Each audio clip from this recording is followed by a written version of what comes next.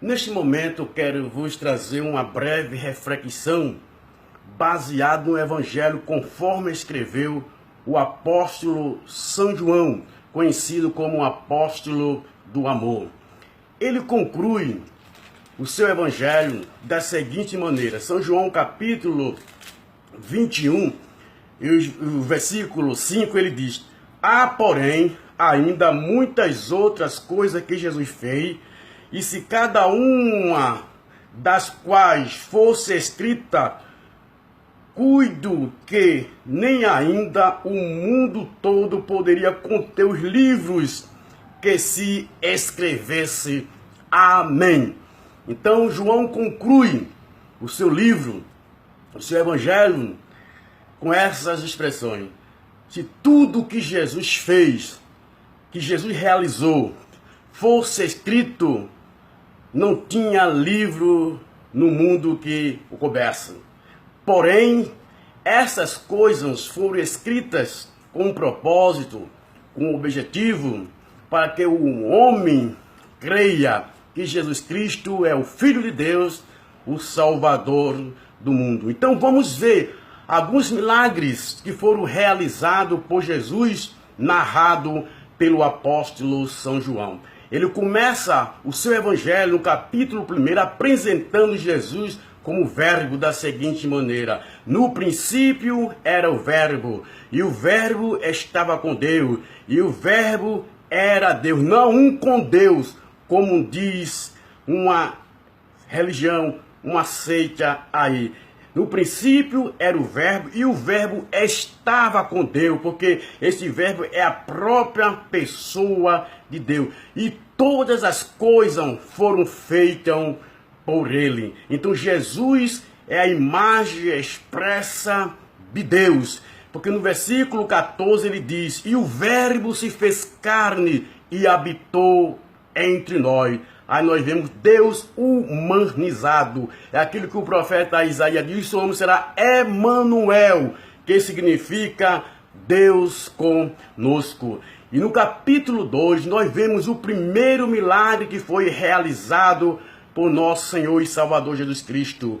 Ele transformou água em vinho. Quando ele foi convidado a um casamento em Caná da Galileia, o vinho se acabou. Então, aquela família entrou em desespero. Ali instalou-se uma decepção, para aqueles noivos que ali estavam. Mas Jesus foi convidado a este casamento e Jesus resolveu este problema. Mandou que enchesse algumas talhas que estavam vazias com água, e ele mandou que o mestre responsável pelaquela cerimônia ali o provasse. Ele provou. E ele questionou: o melhor vinho é colocado logo no início, deixaram para o final? Não sabia ele que foi Jesus quem realizou este primeiro milagre em uma família. Aí prova que a primeira família, a primeira instituição, inaugurada, instituída por Deus foi a família. Deus honra a família. Então, no capítulo 3, nós vemos também Nicodemo tendo um encontro com Jesus. Ele era mestre em Israel e observou os ensinamentos de Jesus e os milagres que eram realizados por Jesus. E ele chegou à conclusão de que Deus era com ele. E ele foi de noite ter com Jesus e disse: mestre, bem sabemos que Deus é contigo, porque ninguém pode fazer estes sinais que tu fazes se Deus não for com ele. E Jesus, sabendo que o que já estava no coração de Nicodemo, disse: necessário é nascer de novo. Porque quem não nascer da água e do Espírito não pode nem ver, nem entrar no reino de Deus. Nicodemo não entendeu aquela linguagem espiritual de Jesus. Jesus disse: porque todo aquele que é nascido da carne, é um ser natural, mas todo aquele que é nascido do Espírito é um ser espiritual. É uma nova criatura em Cristo Jesus. E Jesus começou a evangelizar a Nicodemo. E no versículo 16, 3 e 16 de São João, Jesus afirma: porque Deus amou o mundo de uma tal maneira que deu seu Filho unigênito, para que todo aquele que nele crer não pereça, mas tenha a vida eterna. Assim como Moisés levantou a serpente no deserto, e todos aqueles que eram mordidos pela serpente olhava para aquela serpente de metal que estava hasteada, e eram sarados, eram curados daquele veneno das cobras, não morriam. Então Jesus diz, assim como Moisés levantou a serpente no deserto, importa também que o Filho do Homem seja levantado. Jesus já estava mostrando ali a sua crucificação. E Nicodemo ouviu atentamente as palavras de Jesus. Ele foi evangelizado, um líder religioso. E no capítulo 4 nós vemos a mulher samaritana no poço de Jacó. Jesus, cansado já, aproximadamente meio-dia, ele sentou ao poço de Jacó. E uma mulher veio tirar água, e Jesus lhe pediu água. E ela identificou que Jesus era judeu e questionou: como sendo tu judeu, pede a mim que sou mulher samaritana? Porque os samaritanos não se comunicavam com os judeus, nem os judeus se comunicavam com os samaritanos. Jesus disse: mulher, se tu conhecer o dom de Deus, e quem é que te pede água, tu lhe pediria água e ele te daria água viva. Jesus começou a evangelizar aquela mulher. E ela disse: onde tem águas? Onde tem essa água para que eu beba e não volte aqui para buscá-la? Jesus disse: vai, chama teu marido. Ela disse: eu não tenho marido. Jesus disse: isso disseste com verdade. Tivesse 5 e o que agora tu tem não é teu marido. Aí nós vemos logo que a vida daquela mulher não era bem aceita na sociedade. Então, conforme essa afirmação de Jesus, ela diz: vejo que tu és profeta. Então a mulher se interessou onde deveria adorar, se era no Monte Gerizim ou voltado para Jerusalém. Jesus disse: mulher, a hora é chegada, né, em que os verdadeiros adoradores adorarão o Pai em espírito e em verdade. Deus está à procura dos verdadeiros adoradores, né? Deus não está limitado ao tempo e no espaço. Deus não está limitado a nenhuma imagem, porque Ele é onisciente, onipresente e onipotente. Ele é o transcendente, está acima de tudo e de tudo. Então a mulher diz: veja que o Messias, ele vai vir, quando ele vier, vai falar todas essas coisas. E Jesus diz: eu sou o que falo contigo. A mulher se convenceu, deixou seu cântaro e saiu à cidade, convocando o povo: vinde e vede um homem que tem dito tudo quanto eu tenho feito. Porventura não é este o Cristo? Então a mulher reconheceu na pessoa de Jesus o Messias. E no capítulo 5, a cura de um paralítico no tanque de Betesda. Esse paralítico, ele tinha 38 anos, ele vinha sofrendo dessa paralisia. Então o tanque de Betesda, o anjo descia a determinado tempo, movia as águas. E o primeiro que descesse era curado de qualquer enfermidade. E Jesus chegou para esse paralítico e perguntou se ele queria ficar são, se ele queria ficar curado. Ele disse: não tem ninguém que me coloque na água quando ela é movimentada.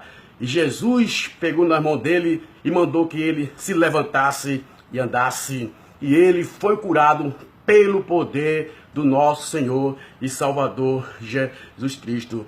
E no capítulo 6 nós vemos a multiplicação dos pães e dos peixes. Jesus multiplicou 5 pães e 2 peixinhos para quase 5.000 pessoas. E ele se identificou-se também como pão vivo descido do céu. Quem comesse desse pão teria vida em si mesmo, não morreria. E no capítulo 8, a mulher adúltera, levaram a mulher adúltera, os líderes religiosos levaram a mulher que foi pega em pleno ato de adultério, segundo ele, e pela lei de Moisés, as tais deveria ser apedrejado. E tu o que diz? Jesus fez uma pergunta para ele: o primeiro dentre vós que estiver sem pecado, atire a primeira pedra. E retiraram-se do maior ao menor. Ficou Jesus e a mulher a sós. E Jesus perguntou para a mulher: mulher, onde estão os teus acusadores? Ninguém te condenou? Eu também não te condeno.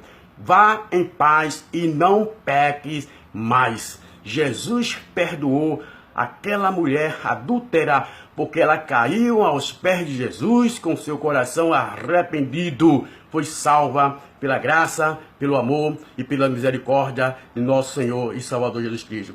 No capítulo 9, nós vemos o cego de nascença.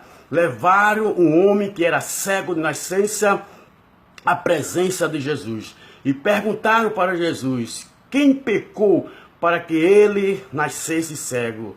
Ele ou seus pais? Porque para os judeus, quando a pessoa nascia com uma doença grave, era consequência do pecado do seu pai ou dele mesmo. Então, nem ele pecou, nem os seus pais pecaram, mas foi para que nele fosse revelado, manifestado a glória de Deus. Houve um propósito naquele homem ter nascido cego ali. Então Jesus untou lodo nos olhos daquele cego, mandou que ele lavasse no tanque de Siloé, o enviado. Ele foi, lavou e voltou vendo, e começou agora a testificar de Jesus para os líderes religiosos que questionaram, a cura dele, porque foi no dia de sábado.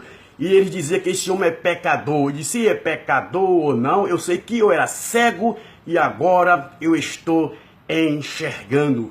E no capítulo 10, Jesus se identifica como um bom pastor que dá a sua vida por suas ovelhas. E no capítulo de número 11, nós vemos a ressurreição de Lázaro, que era irmão de Marta e Maria. Foi acometido por uma enfermidade. Jesus estava distante de Betânia. Levaram a notícia para Jesus e ele passou lá mais 4 dias. E quando chegou, Lázaro já tinha falecido. E Marta disse: se tu estivesse aqui, meu irmão não teria morrido. Mas Jesus disse: eu sou a ressurreição e a vida. Quem crê em mim, ainda que esteja morto, viverá. Então Maria disse: eu sei que ele há de ressuscitar no último dia. Ela acreditava na ressurreição do último dia. Mas Jesus estava dizendo: eu sou a ressurreição também neste momento. Eu posso ressuscitar Lázaro. Se tu creres, verás a glória de Deus. Eu creio. E Jesus ressuscitou a Lázaro e o seu nome foi glorificado. E no capítulo 14 nós vemos a maior promessa que foi feita por nosso Senhor e Salvador Jesus Cristo. Não se turbe os vossos corações. Credes em Deus, crede também em mim. Na casa de meu Pai há muitas moradas. Quando eu for e vos preparar lugar, virei outra vez e vos levarei para mim mesmo, para que aonde eu estiver, estejai vós também. Aqui está Jesus diferente dos outros líderes religiosos que a história tiveram. Homens que tiveram uma filosofia para os seus seguidores enquanto eles estavam vivos. Os seus registros aí existem ainda, mas Jesus foi diferente. Foi um único que veio a este mundo, ensinou aos seus seguidores o caminho da vida eterna, concretizou na cruz do Calvário através do seu próprio corpo uma salvação eterna e deixou e fez uma promessa além túmulo para os seus seguidores. Todos os outros líderes religiosos são limitados somente a esta vida. O apóstolo São Paulo, escrevendo nos Coríntios, capítulo 15, versículos 51, 52 e 53, ele diz: eis que eu vos digo um mistério. Nem todos morreremos, mas todos serão transformados num abrir e fechar de olhos. Os mortos em Cristo irão ressuscitar. E nós que estivemos vivos seremos transformados simultaneamente no abrir e fechar de olhos. Esse nosso corpo que é mortal, ele passará a ser imortal. Que é corrupto, passará a ser incorruptível, não se envelhecerá, não ficará fraco, não estará mais limitado às leis naturais. E o próprio apóstolo São Paulo disse: se Cristo não tivesse ressuscitado, vã seria a nossa fé. Nós seríamos como qualquer outro ser humano. A nossa fé, a nossa esperança estava limitada somente nesta vida. Mas Cristo ressuscitou. Foi a primícia dos que ressuscitou para nunca mais morrer. Então a nossa fé está firme na promessa do nosso Senhor e Salvador Jesus Cristo, que Ele vai voltar para arrebatar todos aqueles que o aceitaram como Senhor e Salvador das suas vidas. Então concluo dizendo: fora de Cristo não há salvação, porque ele foi o maior presente de Deus que foi dado a este mundo, conforme São João capítulo 3, versículo 16. Porque Deus amou o mundo de tal maneira que deu seu Filho unigênito, para que todos aquele que nele crê não pereça, tenha a vida eterna. E ele mesmo disse, São João 14, versículo 6, eu sou o caminho, a verdade e a vida. Ninguém vem ao Pai a não ser por mim.